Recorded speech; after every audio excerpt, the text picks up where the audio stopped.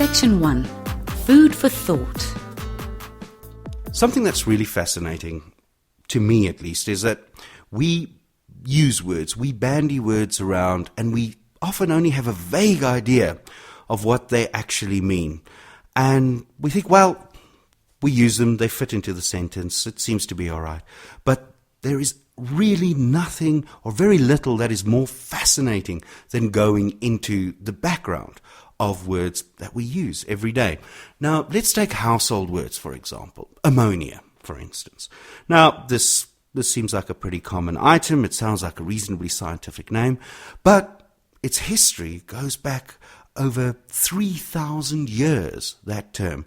You see, in ancient Egypt, the chief deity or god that was praised was Ammon-Ra, and he was known as the hidden god. And he was portrayed often with a dog's head, sometimes just a man, sometimes with a ram's head, but most of the time he was associated with the sun, hence the Ra part. And he had a temple in Memphis, and next to this temple, the acolytes used to collect camel urine, and they used to mix that with ash and sea salt, and they would blend that together to create an early form of disinfectant called salt of Ammon-Ra, which became in French sal ammonia, and then eventually ammonia. So literally just the whole idea of cleanliness being next to godliness goes way, way back. So we can thank those dusty old ancients tending that smelly cesspool every time we're busy washing our basins or wiping out our baths. It's really thanks to them. So there's a word that has so much human dimension to it, and it's something we take for granted.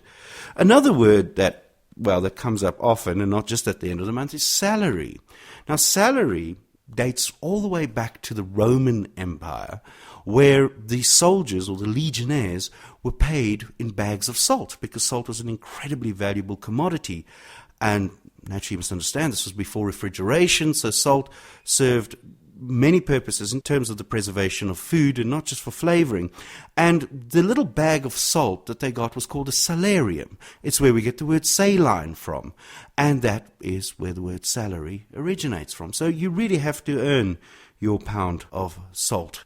Another word that we use often, vegetarians use it more than most, I imagine, avocado. Now, avocado itself has an interesting history. You see, before the year 1492, the rest of the world hadn't seen an avocado. They didn't know what an avocado looked like. The rest of the world being that which was outside of Central South America. That's where the plant's indigenous to. In fact, before 1492, the rest of the world hadn't seen a potato. The Irish didn't know what a potato was before 1492. They hadn't seen a tomato, they hadn't seen tobacco, they hadn't even seen the bird the turkey, because all of these things were brought from the New World. They were brought from Central South America. Now, the avocado, being a staple of the Aztecs, had an Aztec name, and that name was Ahucotl. And Ahucotl, translated to English, means hanging testicle. I love the Guatemalan variety, actually. Well, let's look at the aubergine, for instance. Now, we're all pretty familiar with it. In fact, it has so many names. It's the aubergine, it's the brinjal, it's the eggplant, melanzana for the Greeks. And this plant's name literally comes from the ancient Sanskrit vantananga, which means anti-fart vegetable, because it doesn't create any gastric juices. So from there, from the Sanskrit language, it moves to Catalan, to the Spanish, and there it becomes Aubergine, and then to the Iberian Peninsula, where the Moors give it its Portuguese flair and call it Aubergine, which is actually where we get the word brinjal from. The French then take Aubergine and change it to Aubergine, and the English then naturally adopt it from the French. So a fascinating journey just on a simple plant. Then we look at the holidays like Easter.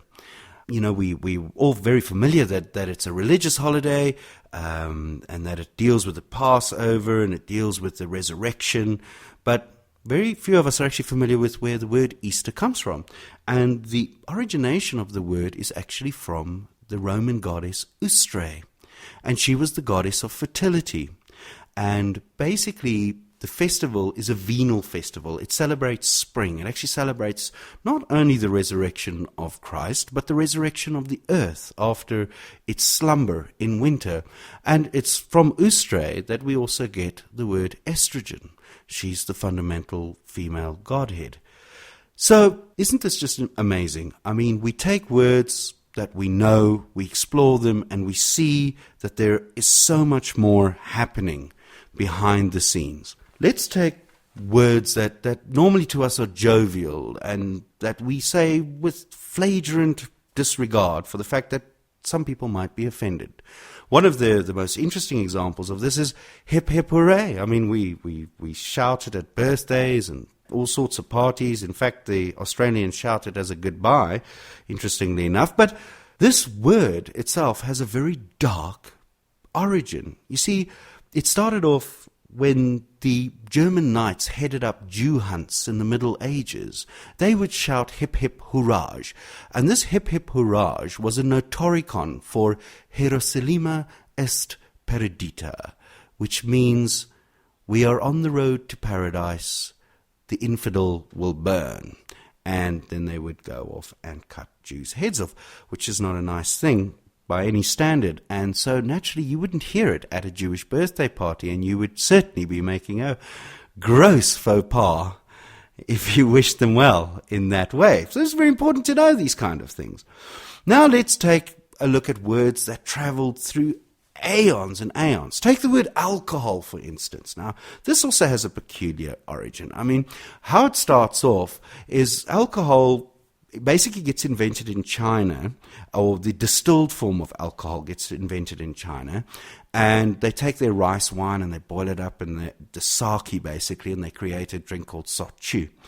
And then, when the Mongol hordes break up, because this is during the time of Genghis Khan and those fellas, they go settle the Russian steppe, which was then known as Asiatic Tartary.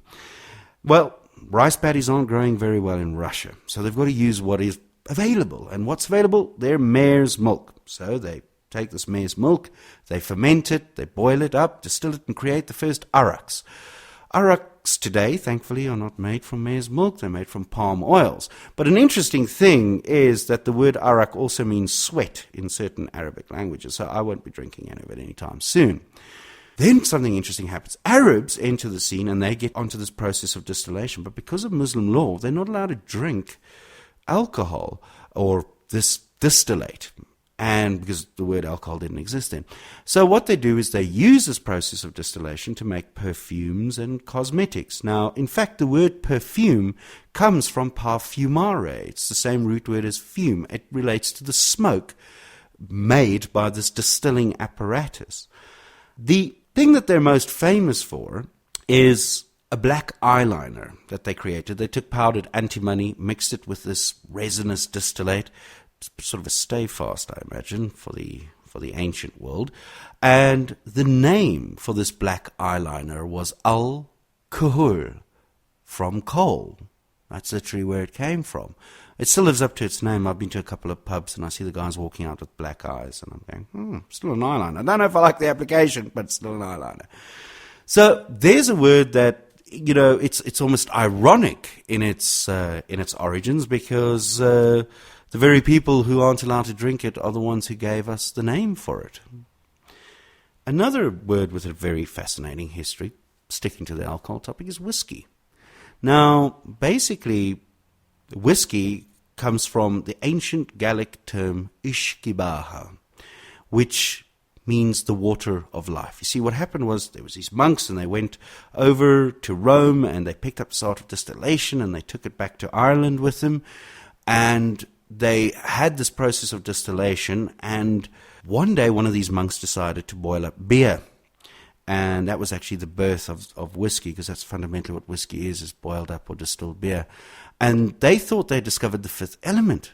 There was earth, air, fire, water, and ushkibaha, the water of life. Because if this stuff didn't, cure you, it sent you to heaven very fast. And what happened was that after the dissolution of the monasteries, the Irish monks toddled off to Scotland, and there they taught the hairy-kneed Highlanders how to make uisce. Now, the Scots, having a mind of their own, decided they're not going to call it uisce, they're going to call it uisce. But this is quite a lugubrious or heavy sentence after a couple of drinks. So they just cut the bitha off, and they had the word uisce. And I suppose after having about 6 or 7 uisces, and they wanted to order the 8th, they kept saying fuishka. And literally from the word fuishka, we get the word whiskey. And that is literally its origin. So the word, there's no place or town or person or thing called whiskey. It is literally a word that has etymologically devolved from an ancient Celtic Gaelic saying.